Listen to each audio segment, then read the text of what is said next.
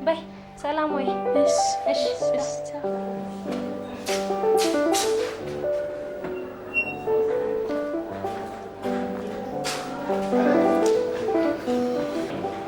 አይሪች በሰላም ነው? እባክሽ ሜሪ አክስቴ ልጅ አልማዝ ደወለችልኝ። የመጀመሪያ ልጇን ተገላገለች። ዋው እንዴት ደስ ይላል በእናትሽ። እሷንም ሄጄ እጠይቃታለሁ። አሪፍ ልጅ እኮ ነች። አዎ ጥሩ ሀሳብ ነው። እኔን ያሳስበኝ ጡት ማጥባቷ በጣም እንደሚያማት ስትነግረኝ፣ ተይ እባክሽ። እሷንም በጣም አሳስቧታል። የሚገርምሽ ነገር ብዙ ወተት የላት። ታዲያ ምን ችግር አለው? እኔ ለምን ሄጄ አይቻት አልመጣም? እውነት? አዎ ትሄጂልኛለሽ? በጣም ነው የማመሰግንሽ ሜሪ። አድራሻዋ ልስጥሽ? እሺ ስልኳን ስጪኝ።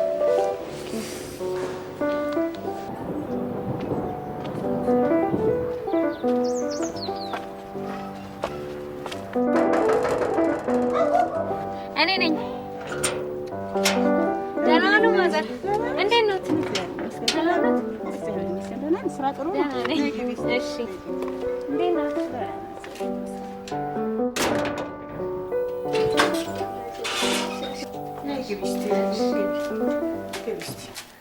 እንዴት ነሽ አልማዝ? ሰላም ናችሁ? እንዴት ነሽ? ደህና ናችሁ? ሰላም ነው? ደህና ነኝ። ጡት ማጥባት እንዴት ነው? ማጥባት እፈልጋለሁ። ያው ለልጅቷ እድገት አስፈላጊ እንደሆነ አውቃለሁ። ግን ምን ላድርግ? ጡቴ እምቢ አለኝ። እውነቷን ነው። ምንም ጡቷ ምንም ወተት የሚባል ነገር የለውም እና ለዚህ መድኃኒቱ ብዙ ውሃ፣ ብዙ ጭማቂ፣ ወተትም ሻይም የተገኘውን ፈሳሽ ነገር በብዛት ውስጥ እንድትወስድ ነው የሚያስፈልገው። እንደገና ገንፎን በተጨማሪ ብዬ አልኳት። እሷ እምቢ አለችኝ። ለነገሩ በምታጠቢበት ጊዜ በብርጭቆ ውሃ ብትጠጣ ምንም ችግር የለውም። ነገር ግን ጡቷን ባጠባች ጊዜ ጡቷ ባዶ በሚሆንበት ጊዜ እንጂ ወተት ልታመርት የምትችለው በጠጣችው ፈሳሽ መጠን ወይም በበላችው ገንፎ መጠን አይደለም። እንዴት ነው ግን ጡትሽ ባዶ መሆኑ የሚሰማሽ? ልጅቷ ያው ታለቅሳለች። በጣም ይርባታል።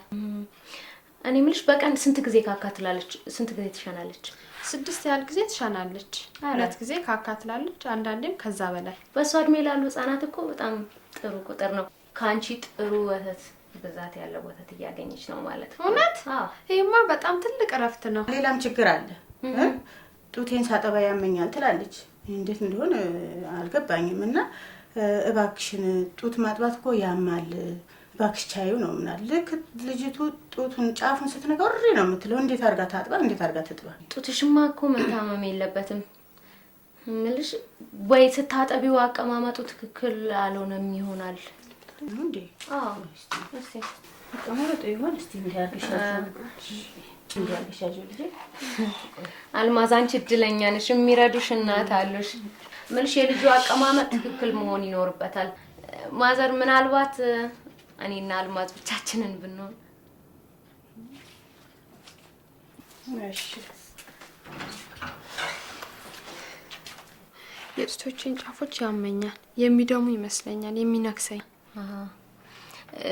ይኸውልሽ አሁን ልጅሽ መጥባት ትፈልጋለች። አይተሻል? እጇን አፏ ውስጥ ከተዋለች። ስለዚህ የመጀመሪያ የረሃብ ምልክት ስታሳይሽ ጡት ስጫት። እሺ እስቲ አሁን መጀመሪያ በትክክለኛ አቀማመጥ እናስቀምጣታለን ማለት ነው። ምክንያቱም ይሄ ልክ እንደ ራባት አንቺ ጡቷን ስትሰጪ ከጡትሽ ጋር ጥሩ ጥምረት ይኖራታል። እሺ አሁን እስቲ መጀመሪያ የልጅሽ ጭንቅላቱና ጡትሽ አካባቢ መቀራረብ ይኖርበታል። ስለዚህ አያያዝሽን እንዴት አድርገሽ እንደምትይዥው አሳይሻለሁ ማለት ነው። እስቲ ጡትሽን ሳይሆን ወደ አፏ የምንገፋው ልጅሽ ነው ወደ ጡትሽ የምንገፋት። እስቲ ይሄንን እናድርግ። አሁን የጡትሽ ጫፍና አፍንጫዋ እኩል መምጣት ይኖርባቸዋል። ይሄን ጊዜ አፏን በደንብ አድርጋ ትከፍተውና የጡትሽን ጫፍ ብቻ ሳይሆን ጥቁሩን ክፍልም በደንብ አድርጋ አፏ ውስጥ እንዲገባ ታደርገዋለሽ። እስቲ አየሽው? አሁን እንዴት ነው? አሁን በጣም ምንም ህመም የለኝም አይደለ? ስለዚህ አሁን ይሄንን አሁን ያደረግናቸውን ነገሮች እንድታስታውሺ ምን ማድረግ አለብን? ጭንቅላቷ ዘና ማለት አለበት። ጡትሽ በቀጥታ ወደ ልጅቷ አፍ መምጣቱ።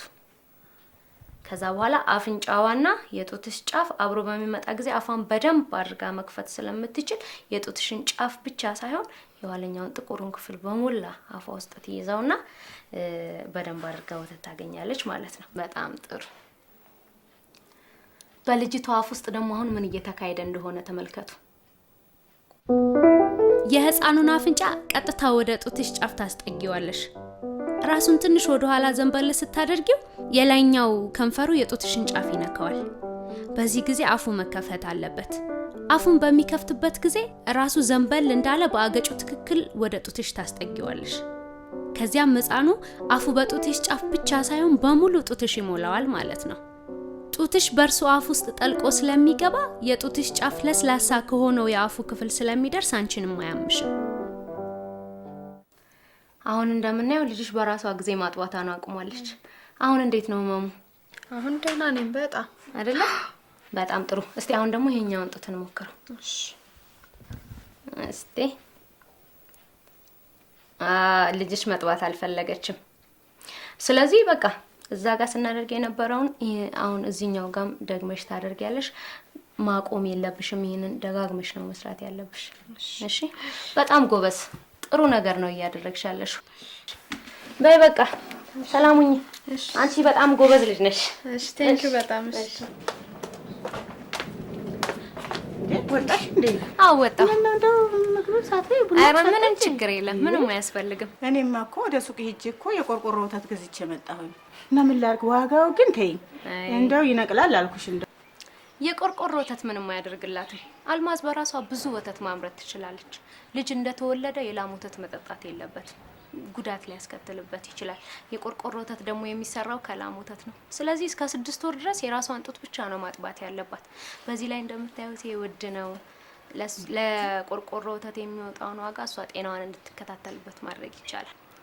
የጡት ወተት ብቻ በቃ በእርግጥ ሞቅ ሲል ጊዜው በጋ ላይ የሚችስ ሞቅ ይላል፣ ፀሐይ ይወጣል። የዚህን ጊዜ በንጹህ ዕቃ ንጹህ ውሃ አፍልቼ ቀስቀስ ሲል በስኳር በጥብጬ መስጠት ይችላል። ይጠማታል እኮ ህፃኑ። ምንም አያስፈልግም። ለጥሟ መቁረጥ ራሱ የእናቷ ጡት ብቻ በቂ ነው። እና አሁን አንቺ ያልሽውን ልክ ነው ልበል። እስከ 6 ወር ድረስም የእናት ጡት ወተት የሚያስፈልገው ለህፃኑ ይዟል ነው የምትይኝ አይደለ? በቂ ነው ነው የምትይኝ። ቆይ እስቲ ይቺ እኮ ሰው ሰራተኛ ናት እኮ፣ ለፈቃድ ላይ ነው አሁን ያለችው። አሁን 3 ወር እኮ ሲጨርስ ስራ ትገባለች። የዛን ጊዜ የጡት ወተቱ ሊቆም ነው ማለት ነው? እንዴት ይሆናል? በምንም መልኩ አታቋርጥም።